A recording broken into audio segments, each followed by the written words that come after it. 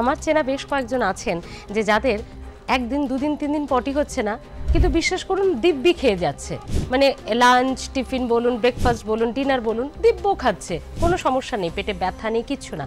এটা কি কোনো একটা মানে বড় কোনো রোগের সিমটম? না, একদমই না। দেখুন, আমাদের সংবেদনশীলতা কিন্তু এক একজনের ক্ষেত্রে এক এক রকম।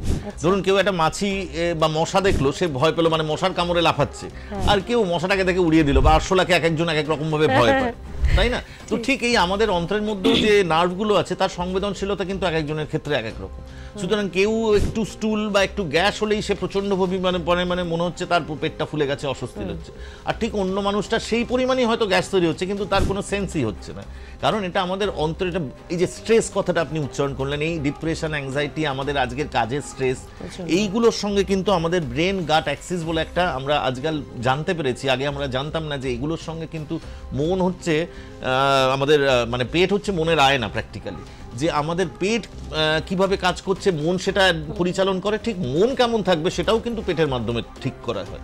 কারণ এই নিউরো ট্রান্সমিটারের একটা জটিল এমনভাবে এদের ওতপ্রোত কাজকর্ম চলতে থাকে, তারা নিজেরা কিন্তু সিগন্যাল পাঠায় যে কোন ধরনের হরমোন বেরোবে, এই ধরনের নিউরো ট্রান্সমিটার বেরোবে, কে কতটা সেন্স করবে সেটা কিন্তু। আর স্ট্রেস চললেই কিন্তু এই নিউরো হিউমারাল যে ট্রান্সমিশনগুলো অ্যাবনর্মাল হয়ে যায়, তখন তার সংবেদনশীলতা বেড়ে যায়। সুতরাং এই জিনিসটা কিন্তু এখানে আমাদের মাথায় রাখতে হবে যে স্ট্রেসটা কিন্তু আমাদের পেটের সমস্যার ক্ষেত্রে অনেকাংশেই জড়িত, বিশেষ করে ফাংশনাল ডিসপেপসিয়া বা ইরিটেবল বাউল সিনড্রোম, যেগুলো আজকাল প্রাদুর্ভাব প্রচণ্ড পরিমাণে, এবং তার একটা অত্যন্ত জরুরি কারণ স্ট্রেস এবং এই ফুড হ্যাবিট, যে আমরা যা খাবার খাচ্ছি সেগুলো কিছু কিছু খাবার আমাদের পেটে প্রচুর গ্যাস তৈরি করে, তো সেগুলো তাদের সংবেদনশীল যারা, প্লাস কিছু কিছু খাবার আমাদের ব্যাকটেরিয়া, আমাদের অন্ত্রে তো প্রচুর পরিমাণে ব্যাকটেরিয়া আছে, ভালো খারাপ দু রকমের, সেই খারাপ ব্যাকটেরিয়ার সংখ্যা বাড়িয়ে দিচ্ছে, ভালো ব্যাকটেরিয়ার সংখ্যা কমিয়ে দিচ্ছে খাদ্যের জন্য। তো এগুলো আমাদের মাথায় রাখতে হবে, কি খাচ্ছি, কতটা স্ট্রেস আমরা নেব না, কিভাবে আমরা স্ট্রেসকে এড়িয়ে চলবো, ফিজিক্যাল অ্যাক্টিভিটি, খাদ্যাভ্যাস, এই সবের মধ্যেই কিন্তু আমাদের ভালো থাকতে হবে। স্যার, গ্যাসকে অবহেলা এটা কি মারাত্মক, মানে মৃত্যু পর্যন্ত হতে পারে? অনেকে আমরা গ্যাসের ট্রিটমেন্ট মানেই জানি একটা অ্যান্টাসিড খেয়ে নে তো ঠিক হয়ে যাবে, বা এখন ছোটোখাটো ইউটিউব থেকে দেখে আমরা ঘরোয়া টোটকা কিছু ইউজ করে ফেলি যারা একটু কনসার্ন। তো গ্যাসের অবহেলা বা অ্যাসিডিটি অবহেলা এটা কি মৃত্যুর কারণ পর্যন্ত হতে পারে? না, এই যে আপনি বললেন গ্যাস বলতে আমি কি বুঝি সেটা আমরা আগে বুঝবো। হ্যাঁ, কেউ মাথায় গ্যাস, মাইগ্রেন, কেউ হার্টের গ্যাস, যে হাঁপিয়ে পড়ছে সেটাকেও গ্যাস, কেউ অজ্ঞান হয়ে পড়ে গেল। আমার কাছে অনেক খিচুনি মৃগী রোগী আসে, সে বলছে মাথায় গ্যাস উঠে যাচ্ছে, অজ্ঞান হয়ে যাচ্ছে মাঝে মাঝে গ্যাসের জন্য। সেদিন একজন রুগী এসেছিল, তার মাঝে মাঝেই জ্বর আসছে, বলে গ্যাস হলেই জ্বর আসে, মানে কত পরিব্যাপ্ত গ্যাসের পরিধি। এবং আমাদের জন্য, আমাদের ওই কারণে প্রচুর পরিমাণে বিভিন্ন রকমের পেশেন্ট আমরা রুগীরা দেখতে সুযোগ পাই, এবং আমরা বলেও দিই কেউ অজ্ঞান হয়ে যাচ্ছে, সেটা হার্টের জন্য হতে পারে, খিচুনির রোগে নিউরোলজিক্যাল কারণে হতে পারে।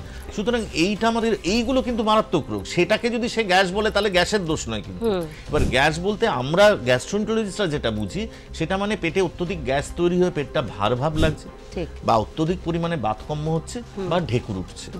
ঠিক আছে, এই তিনটেকে আমরা কিন্তু গ্যাস্ট্রোএন্টারোলজি পরিভাষায় গ্যাস বলি, ইন্টেস্টিনাল গ্যাস।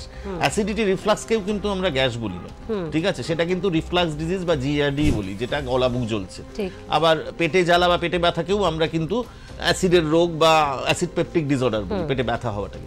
কিন্তু এই যে পেট ফুলে থাকা বা বাতকম্য হওয়া বা ঢেকুর হওয়া, এইটা এবার সেইটার কারণ আমরা অ্যাসেস করি যে কেন হচ্ছে। কিছু খাদ্যাভ্যাসের জন্য অত্যন্ত পেট ফুলে যায়, বাতকম্য বেশি হয়, হাঁটা চলা না করা বা পাকস্থলীর বিভিন্ন সমস্যার জন্য এই পেট ভার হওয়া বা ঢেকুর ওঠার সমস্যা হয়, তো সেইগুলোকে আমরা সেইভাবে ওষুধ দিয়ে কন্ট্রোল করার চেষ্টা করি, এবং এই গ্যাস থেকে কিন্তু মৃত্যুর সম্ভাবনা থাকে না।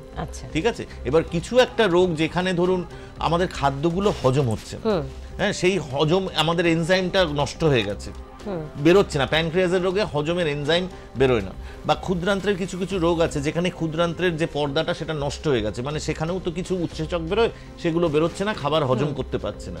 সুতরাং সেক্ষেত্রে যে গ্যাসটা হবে সেটাও কিন্তু একই রকম, পেট ফুলে যাবে, পেটে গড়গড় আওয়াজ হবে, কিন্তু সেখানে যেটা আমরা দেখবো যে রোগীর ওজন কমে যাচ্ছে, অ্যানিমিয়া হচ্ছে, আরও আনুষঙ্গিক কিছু কিছু জিনিস পাবো যেগুলো কিন্তু অর্গানিক ডিজিজ, মানে কোনো একটা রোগের কারণে হচ্ছে।